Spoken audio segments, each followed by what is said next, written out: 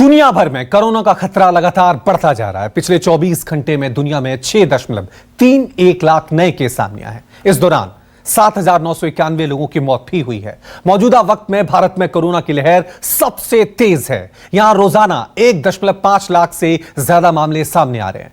पिछले 24 घंटे में 1,69,000 के करीब नए संक्रमित पाए गए हैं, जबकि 904 लोगों की मौत भी हुई है। भारत एक बार फिर ब्राजील को पीछे छोड़कर दुनिया का दूसरा सबसे संक्रमित देश बन गया है।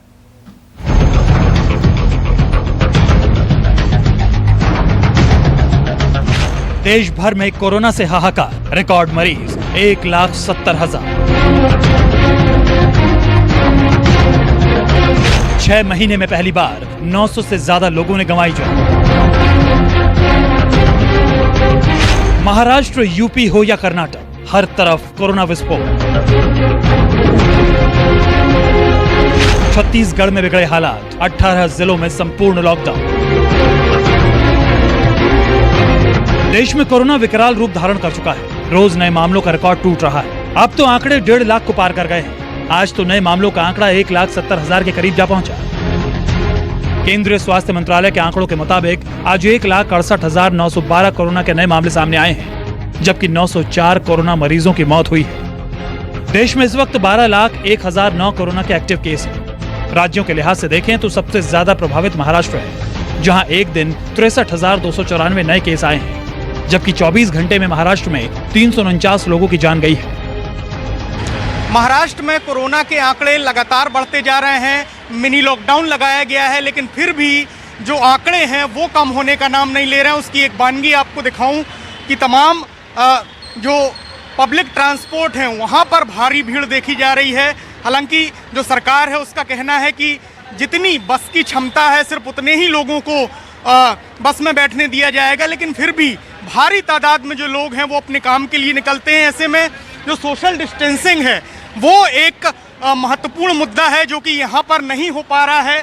वहीं आपको दूसरी तरफ दिखाऊं कि मिनी लॉकडाउन है, बहुत सारे दफ्तर बंद हैं, लेकिन फिर भी सड़कों पर भीड़ कम नहीं हो रही। आपको मैं यहाँ पर तस्वीरों में दिखाना चाहूँगा कि ये देखिए आप, लंबी लंबी लाइनें यहाँ पर लोगों की लगी हुई हैं। बस का इंतजार किया जा रहा है।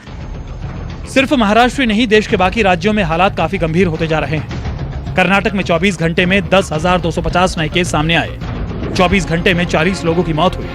कुल केस 10,65,290 तक पहुंच गया है।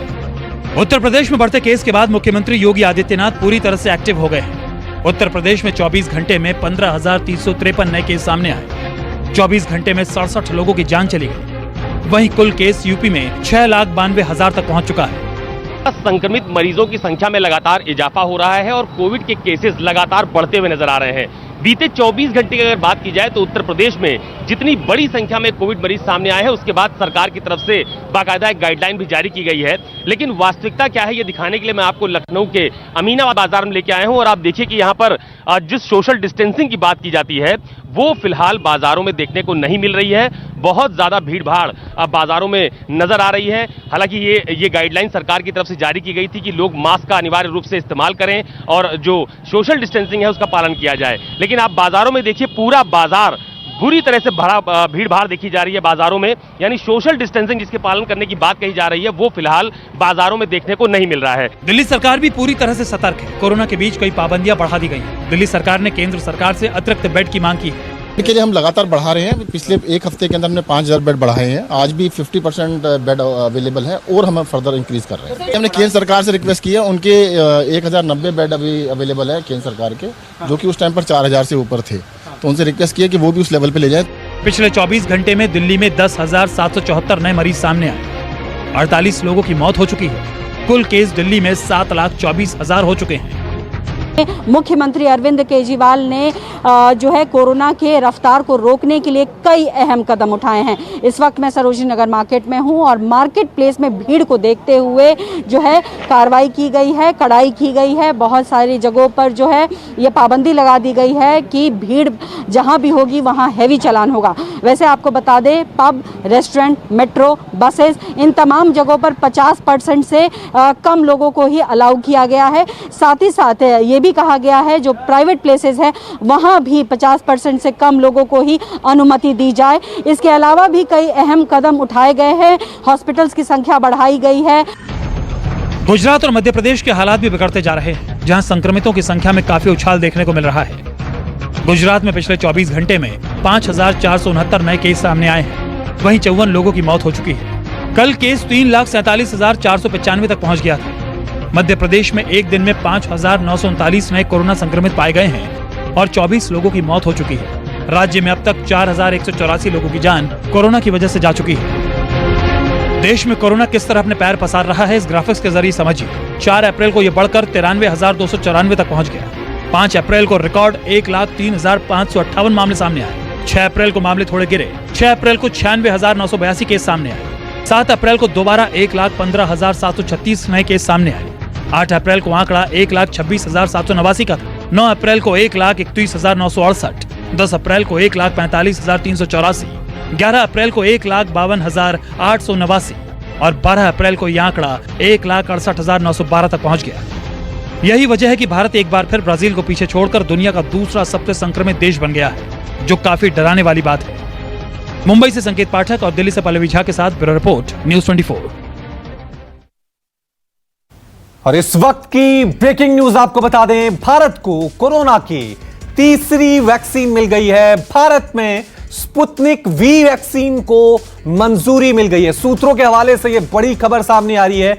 देश में रूस की वैक्सीन को मंजूरी मिल गई है। हालांकि अभी ऑफिशियल अनाउंसमेंट नहीं हुआ है। सूत्रों के हवाले से यह बड़ी खबर सामने आ रही है और भारत में तीसरी वैक्सीन यानी स्पुतनिक वी को मंजूरी मिल सकती है। अभी तक 2 वैक्सीन का इस्तेमाल भारत में हुआ है, उन दोनों को मंजूरी मिली है। लेकिन अब सूत्रों के हवाले से यह बड़ी खबर यहां पर सामने आ रही है कि रूस में निर्मित स्पुतनिक वी को भारत में मंजूरी मिल गई है। चलिए इस खबर पे और ज्यादा अपडेट के लिए सीधा रुक करते हैं हमारे पॉलिटिकल एडिटर रमन का। रमन, क्या कुछ जानकारी मिल पाई है? देखिए, जिस तरीके से कोरोना संक्रमित लोगों की संख्या लगातार बढ़ती जा रही है, उसकी तादाद बढ़ती जा रही है, सरकार पर इस बात को लेकर काफी दबाव था कि जो कई विपक्षी दलों ने, कई राजनीतिक दलों ने सरकार से ये मांग की कि जब संक्रमित लोगों की संख्या लगातार बढ़ रही है, ऐसे में जो एज बार है उस एज बार को खत्म किया जाए और जो लोग लगाना चाहते हैं इस वैक्सीन को, उस वैक्सीन की उपलब्धता सुनिश्चित की जाए। ऐसे में सरकार ने फैसला किया कि रूस में निर्मित स्पुतनिक वी को अप्रूवल दिया जाए और आज एक्सपर्ट कमेटी ने इस पर फैसला करके ये मंजूरी दे दी। और अभी जो ये जानकारी मिली है कि अभी रूस से इसे आयात किया जाएगा, लेकिन डॉक्टर रेड्डीज को ये पूरी तरीके से करार किया जाएगा, डॉक्टर रेड्डीज जैसी कंपनी को, कि वो यहाँ पे निर्मित करे, यहाँ पे बनाए इस वैक्सीन को, और उस स्थिति में इसकी कीमत काफी कम हो जाएगी। लेकिन जो अभी करीब 250 रुपये प्राइवेट हॉस्पिटल्स में इस वैक्सीन को, दूसरे वैक्सीन को दिया जा रहा है, ऐसे में इस वैक्सीन की कीमत कितनी होगी इसके बारे में सरकार की तरफ से अभी कोई जानकारी नहीं दी गई है। लेकिन सरकार इस मामले में जरूर पूरी पहल करके ये कोशिश कर रही है कि जो कीमत पहले से मिल रही थी उसी कीमत पर ये वैक्सीन भी मिले। लेकिन रमन, अब जिस तरह से स्पुतनिक वी को मंजूरी मिलने की खबरें सामने आई हैं, तो क्या यह माना जाए कि डिमांड और सप्लाई में जो अंतर हो रहा है, कई जगह शिकायतें आ रही हैं कि वैक्सीन नहीं है, कई सेंटर्स पे ताले लगे हुए हैं, उसको देखते हुए यह फैसला लिया गया है? बिल्कुल, आप देख सकते होंगे कि लगातार तस्वीरों में ये बात सामने आई कि कई जगह पे वैक्सीन उपलब्ध नहीं थे। महाराष्ट्र के बाद छत्तीसगढ़, पंजाब सहित कई राज्यों ने इस बात की मांग की कि उनके पास सिर्फ 2 या 3 दिन का वैक्सीन उपलब्ध है और केंद्र सरकार जितना वैक्सीन राज्यों को जरूरत है उतना वैक्सीन उपलब्ध नहीं करा पा रही थी। ऐसे में एक्सपर्ट कमेटी ने ये स्वीकार किया कि अभी जो परिस्थिति है, जिस स्थिति का सामना किया जा रहा है, उसमें और भी वैक्सीन की जरूरत है और जो कोवैक्सीन और कोविशील्ड की डोज दी जा रही है भारत के लोगों को, वो उपलब्ध पूरी तरीके से नहीं है। इसीलिए स्पुतनिक वी को मंजूरी देने का फैसला किया और रूस से स्टार्टिंग में इसे मंगाया जाएगा, उसके बाद डॉक्टर रेड्डी इसका निर्माण यहाँ पे करेगी। लेकिन रमन, एक सवाल यहां पर यह भी अब उठ खड़ा हुआ है, क्योंकि 3 वैक्सीन हमारे सामने हैं, लेकिन विकल्प चुनना हो तो कौन इनमें सबसे बेहतर है, इसको सरकार लेकर किस तरह से स्पष्टता देगी? देखिए, सरकार की तरफ से ये कहा गया है कि जो 2 वैक्सीन अभी उपलब्ध हैं, जो 2 वैक्सीन की डोज लोगों को अभी मिल रही है, उसका कार्यक्रम पूरी तरीके से सरकारी वेबसाइट के हिसाब से जहां उपलब्धता जिस वैक्सीन की है उस वैक्सीन को उपलब्ध किया जा रहा है। जहां तक इस स्पुतनिक वी वैक्सीन के आने के बाद से सरकारी वेबसाइट में जो भी वैक्सीन उपलब्ध होगा वो लोगों को उसको मुहैया कराई जाएगी। लेकिन जो कोविशील्ड और कोवैक्सीन है जो सरकारी अस्पतालों में भी मुफ्त लगाई जाती है और प्राइवेट अस्पतालों में 250 रुपए प्रति डोज का शुल्क लिया जा रहा है और सरकार सीरम इंस्टीट्यूट और भारत बायोटेक को 150 रुपए प्रति डोज देकर उसको मंगवा रही है। ऐसे में स्पुतनिक वैक्सीन को जो रूस से आयात करने का फैसला किया है $10 प्रति डोज से $10 प्रति डोज से जो लेबोरेटरी कंपनी है उसको। ठीक, बहुत बहुत शुक्रिया रमन तमाम जानकारी के लिए। तो ये एक राहत भरी खबर कह सकते हैं कि स्पुतनिक वी को भारत में मंजूरी मिल जाएगी। हालांकि सूत्रों के हवाले से खबर है, ऑफिशियल अनाउंसमेंट जल्दी हो सकता है।